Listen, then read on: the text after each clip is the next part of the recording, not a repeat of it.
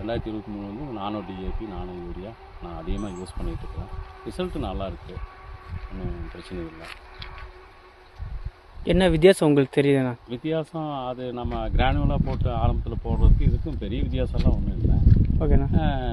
எப்படின்ட்டா அது போடும்போது எங்களுக்கு லேபர் செலவு கொஞ்சம் வேலைகள்லாம் அதிகம். இது இருக்கும்போது எனக்கு ஆள் லேபர் செலவு கம்மியாக இருக்கிறதுனால விலையும் அதுக்கு அதை விட கொஞ்சம் எங்களுக்கு தோதாக இருக்குது. ஆனால் ரெண்டும் ஒரே மாதிரி தான் இருக்குது. அதுக்கு நாங்கள் இதையே நான் யூஸ் பண்ணிகிட்ருக்கிறேன். மற்றவங்க எல்லோரும் பண்ணுறாங்க, நான் கொஞ்சம் அதிகமாக பண்ணுவேன்.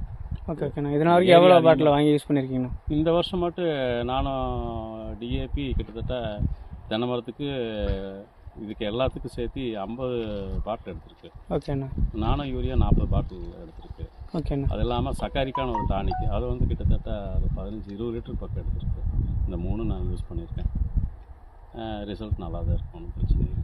உங்களுக்கு தெரிஞ்ச விவசாயிகள் எல்லாத்துக்கும் சொல்லுங்கண்ணா. சொல்கிறேங்க. இல்லை நானும் சொல்லிட்டு தான் இருக்கிறேன். சிலர்லாம் வந்து பார்த்துட்டு பண்ணுறாங்க.